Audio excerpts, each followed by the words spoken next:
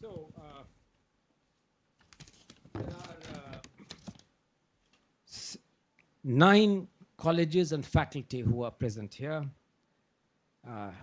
In spite of the fact that the examinations are continuing, may I request the Hindu College participant to ask the first question. Hindu College. Please mention your name, your college, and ask the question very briefly. Hello.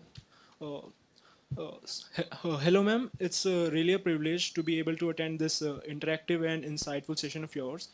My name is Ansh. I am a first year student of Economics Department of Hindu College. So, ma'am, my question to you would be, currently we are spending less than 1% of our GDP on R&D, while our contemporaries like China and USA are already spending 2.5% and 3.8% of their GDP. Also, the recommendation of new education policy states that we should ideally be spending 6% of our GDP on education, but we are still somewhere around 3%. So what's the roadmap to achieve that 6% target, and what are All right. the Okay. what are the key constraints which are restraining us from already spending 6% of our GDP on education? That will be my question to you. Thank you, ma'am. Thank you. Now, we take 2 questions at a time. The next question from, I haven't been partial. Being a Stephanian, I could have first called on the St. Stephen's College. But the next question is from St. Stephen's College, whoever has come.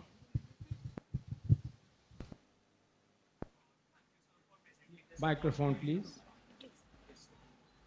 I'm Sanidhya Gupta from St. Stephen's.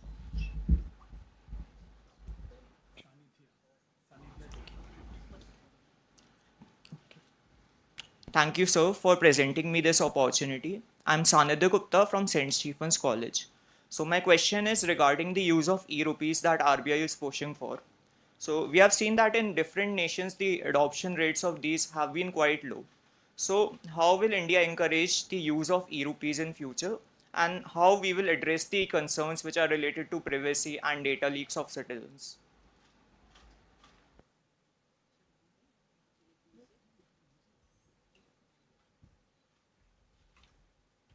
So thank you very much for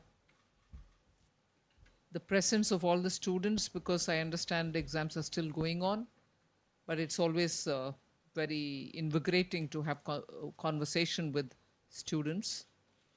I'm sorry, I didn't get the name of the first student from Hindu College. Did you say Ansh? Yes, ma'am. Ansh. Right, okay. See, this is a question which repeatedly we get to be asked, whether it is the Minister for HRD or myself. You're probably aware that education is not just central subject. It's also states which spend on education. And I'm not saying most of the expenditure should be from them. Yes, ideally it should touch 6%, no doubt, but we're gradually increasing it. There is also one element of private participation in education. We find that there's a lot of investment in education, whether it is of primary or higher secondary or even higher education, from the private investments which are coming in. We are encouraging also to have good quality higher education centers all across the country. So it is not just the central government in its budget providing 6%. It's also a question of mobilizing the states and also private investments, for which policy framework will have to be friendly, regulations will have to be fairly relaxed so that there is a lot of autonomy for educational institutions. And above all, quality teachers will have to be available at every level. So money is one thing, but to bring in the support mechanisms to make sure that the environment is created for greater good quality education, because it's not just exam driven outcome that you have to look at, but teaching learning experience, for which there's got to be a lot of emphasis. And also now, I think gradually your concerns are also to be ready for a job market.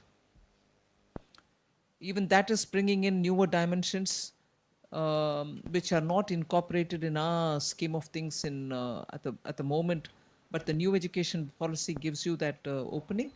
So I think with all this, we will probably have better allocations made and quality outcomes derived out of it. The second question from Stevens College.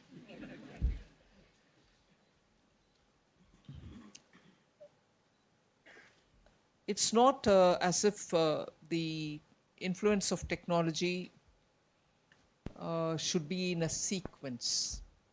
It's also a question of how the common people are going to be able to adapt to a change in the way they have been dealing with the money, the currency, the notes, and so on. Now, your question specifically spoke about the e-rupee.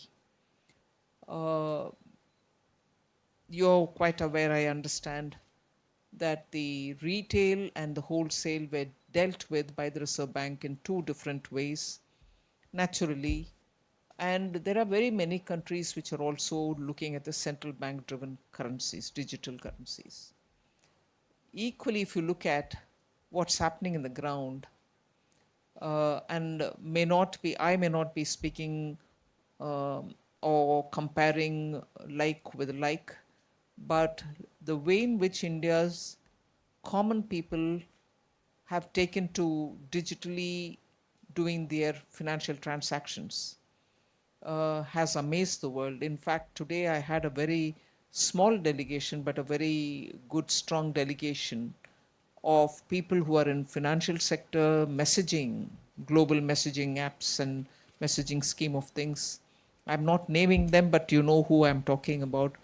And during the sanctions, because of Russia-Ukraine war, most countries suffered because if you had anything to do with Russia, you couldn't any longer use the system of messaging.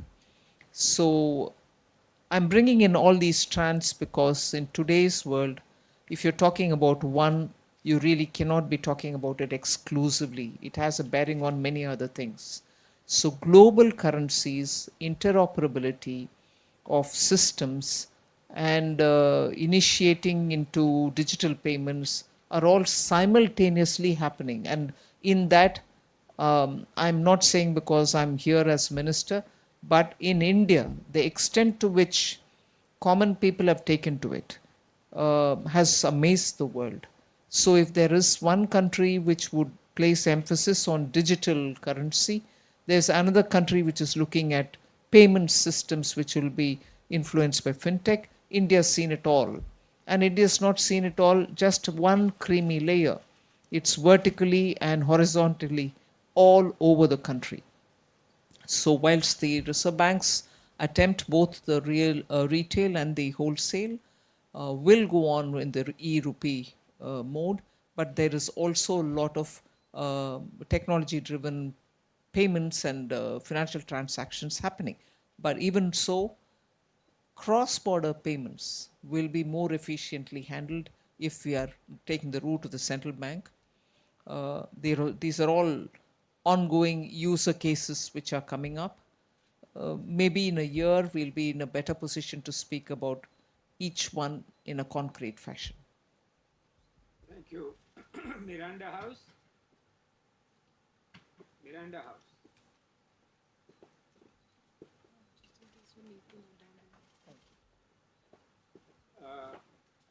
Hansraj College, Miranda House. Please go ahead.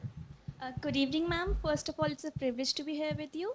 I'm Neha Timms, a first-year economics student at Miranda House.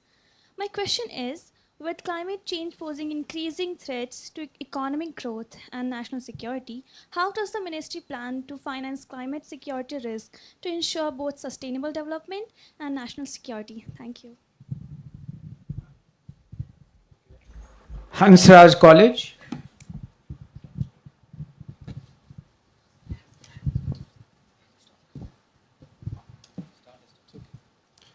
Good evening, ma'am. I am Srivarun JS from first year economics student from Hansraj College. And my question is, like, as India aspires to be the world's third largest economy, like, should the country focus more on investing in capital or social investment? As we know that there are many states in our country that's focusing rather on capital or on social and all. So should we double down on social investments or should we rather focus on capital investment? Because we are going to the, like, we are aspiring to the third largest economy, right? And so, or is there a model that can synergize both of these together? Thank you, ma'am. Okay. Um, we had Miranda House, was it? Yes. Asking me on climate change and financing of climate. You know, a year ago or even 2 years ago, a reply for a question of this nature would have been simpler, although the resources would have been a challenge. Today, talking about climate change and how any country is going to finance its climate targets which have to be met, which are nationally determined, the answer is going to be very different. The issue is the same. If anything, its magnitude is becoming larger.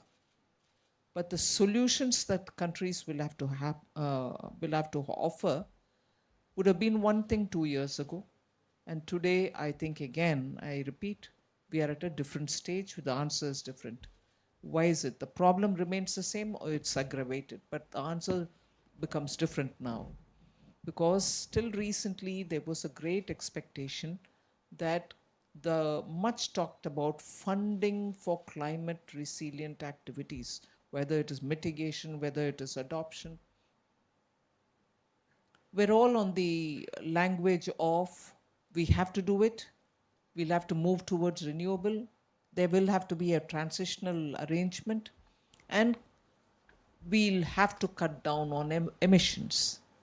But today, with the issues remaining the same, many countries, having understood the true cost of having to move from fossil fuel to renewable, are just asking themselves this question whether it is possible by them.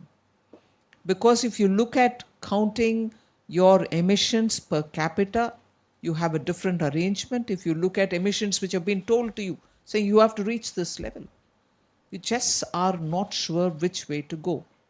Equally, when there was this arrangement for a transitional model, and in the transition period, there would be some kind of an affordable transitional energy which is less polluting. People naturally thought it will be natural gas, and there was this attempt to, bring in more natural gas into your scheme of things. As these were being talked about, there was also this question of how much dirty can be the products that your country exports, in the sense how many such products can be quickly moved to greener ways of producing and then exporting. All these were stacked upon one another as challenges for all of us to meet. So much before a level of stabilization could happen, saying, yes, we know the route in which we go, how much it would cost, I'll put this much money because my resources are only limited, and the globally available resources will be made available for me also to carry forward. So much before these questions were answered, you also had countries coming up with cross-border taxation on green, not so green products. So the pressure on countries like India, who successfully completed complying with the COP 21 regulations, were mounting. And you already are proving that you're shifting towards renewable energy, solar, wind, now of course hydrogen, now also moving to sodium. With all this, it's very clear it's you and your funds. No funds are available yet globally. So it's a question of how speedily you can move towards this greening yourself and looking at what is the kind of carbon emissions that you can cut down and so on. So it's become even more complex. So if you were to ask me, what are you doing about it? We are only making sure that globally we are negotiating to make sure that the global multilateral institutions will have that kind of leverage with their funds so that they can fund for common cause, public goods. You have eminent Shri N.K. Singh, who's here, who was a part of that international expert group, which recommended to the multilateral institutions to say, you should have enough funds. You have them with you, but you utilize them much better. Leverage more from the market, get philanthropists to come, and make sure you're able to support greening. Report was submitted, and that is during India's G20 presidency. Then it went to the World Bank. The World Bank accepted all but 3, I think, of the 30 recommendations which were given. So action is where we are looking forward.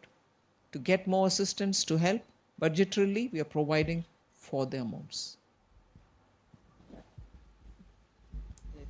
Answer both? Physical. Which college were you from? Hans Raj. Just remind me of the question. Good evening, ma'am. No, I don't think there is this or that. It has to be all states and the center spending on capital expenditure as much as spending on social sector. But There the- is, yeah, say, you were going to say something. Like what I was going to say was like there are states that's focusing only on social. No. They talk only on social. They don't focus on it. So don't get carried away by that. Everybody spends on social. At least post-COVID, everybody is made to spend on capital also. Why am I saying that? Because no finance commission, even N.K. Singh did not recommend, give states 50 years of interest-free money. Prime Minister Modi is giving it. 50 years of interest-free amount every year since after 2020, 2021. Every state gets, per the formula given by Finance Commission, so much percentage for you, so much more for you, and so on. So please sit down. So we spend money not only from the center, but we want states also to spend on capital expenditure. So we give 50 years interest-free amount for capital expenditure unconditionally, 50% of it, the rest 50% to nudge reforms to be undertaken. So if this is one side where capital expenditure, we are supporting states to undertake. They are welcome to do their own programs. So capital expenditure, all states are now understanding the importance of it with the money given by the center and their own resources. Many states are doing. But many states are not doing their own money business. The center's money which comes, they go along with it because it's coming. But they are probably, some of them, not all, some of them are reducing capital expenditure with their own resources, thinking that center's money is coming and that's good enough. But states are also, all of them, in fact, all of them are also spending on social schemes and social welfare. Some are spending more, some are spending less, but all of them are talking about it, which is good. They should talk about it as well. So there is no state where only this is happening at the cost of that. At least since after COVID, people have realized what capital expenditure can do to them and to their growth, the state's growth. And therefore, because the multiplier effect is much higher when you use money to spend on capital expenditure, your growth is to that extent speeded up, and states do appreciate it. Kirodimal College.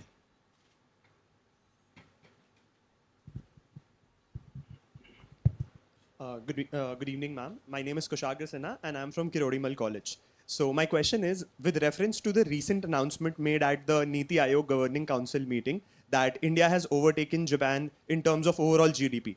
My question is that which sectors, according to you, will play a key role in taking us to world's top 3 economies? All right. Next one, Department of Business Economics, Delhi University South Campus. Good evening, ma'am, and everyone present here. My name is Komal. I'm from Department of Business Economics. My question is, does the evolving Quad Plus framework present new financial opportunities for India, particularly in areas like defense manufacturing, supply chain resilience, and regional integration? Thank you. You may have to repeat your question because there was a bit of a disturbance. You said? Does the evolving Quad Plus framework present new financial Quad opportunities plus. for India, particularly in areas like defense manufacturing, supply chain resilience, and regional integration? Okay. Thank you. Kushagra. Please repeat your question.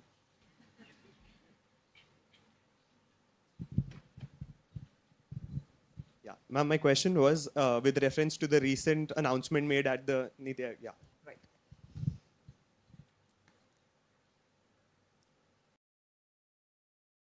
There was a time when a couple of years ago, there was a lot of conversation about India versus Bharat. I didn't subscribe to it. I will not subscribe to it. Then why do I say it now? The kind of industries which are going to play a big role in speeding up India getting to the third position will largely depend on those which have adopted AI. So there is no India industry or Bharat industry, meaning new age industry versus the traditional old fashioned industry. Across the board, in India, one large question or one significant question which has remained relevant in studying Indian economy for me has been productivity not catching up with our ambition to grow fast. We invest money, we do a lot of, identifying sectors where money has to go, both from government, otherwise private also. But to bring in that critical change in improving productivity, we've always been trying. I'm not saying there was never an attempt to improve, but trying has not been facilitated with many other changes which could have been adopted. Technology is one of them. And technology being adopted could have multiplied your productivity faster than otherwise. But when now today we are talking about technology, you have defined it for yourself because of Web 3. Unless you are going to take every one of them, robotics, Internet of Things, deep learning, and so on, and capturing your data for your own good, these productivity gains would have grown at that level which has marked or which has really become the character of Indian growth. But today, the rapidity with which some sectors are showing drastic change, I find the feature defining that drastic change is the adoption of technology, Web 3 primarily, okay? And therefore, those will be the sectors. And I won't say, therefore, only renewable energy will bring in, or production of good quality specialized steel will bring it in, and so on. There can be any industry. But your productivity gains and the efficiencies that you're bringing in because of adoption of such technology is what is going to define these kind of industries which are going to rapidly allow India to move to the third position. So I'm not naming any industry, but surely these are the factors which will define it. Thank you, Delhi School of Economics. Oh, No, I have a difficulty in understanding that question. I asked you to repeat it. What is Quad Plus? Please educate me. Anyone can do, not the person who asked that question. If Quad Plus is in your curriculum or in your no, classroom, what please was tell the me. question? She wants to know. She used the word Quad Plus. Am I right? I want to know what's Quad Plus. Ma'am, the question was mainly the evolving Quad Plus framework and the new financial opportunities that come with it. So, No, Anyone what is can- Quad so in Plus Quad, we framework? have the 4 countries which are India, US, Australia, and Japan. And in Quad Plus, like after COVID, we also included others like Israel, Vietnam, New Zealand, and South Korea. So for particularly in areas like defense manufacturing, supply chain resilience, as well as regional integration. From the point of view of Quad or from the point of view of Quad Plus, I wouldn't be able to answer this question. But I will answer this question from the point of view of defense production.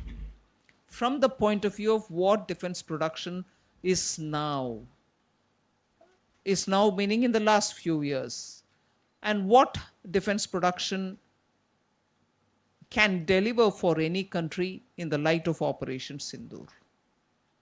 I'll try to answer that, but I'm still not able to relate it to Quad Plus. Sorry about that. Defense production.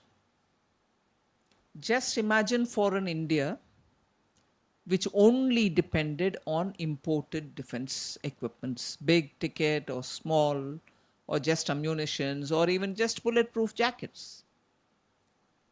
From that stage to where we are today, most of what is being used by the defense personnel are made in India. I'm not saying we don't import at all. Rafale has been imported, S-400 has been imported, missiles are getting imported, but we also produce our own missiles. We produce our own missiles completely indigenously in some cases, and some with patents taken from elsewhere. BrahMos is a classic example of what Russia-India cooperation has given us. So, today's defense production, therefore, still has a component of import, but largely you're producing that which you need for your precision operations. But your precision operations also include equipments from elsewhere. In other words, your systems in defense today are able to integrate equipments coming in from elsewhere. They can talk to our operational systems, and our operational systems are capable of functioning on their own.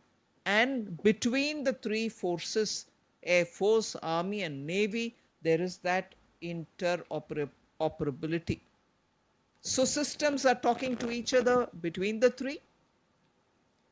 There was a time when you bought an equipment, it would be strictly for one of the forces, and only they can deal with it. Even now they deal with it. Only they deal with it. But they deal with it in coordination with the other two as well. So the effectiveness of your operation is there for anyone to map. Oh yeah, really? It didn't wait for us to claim.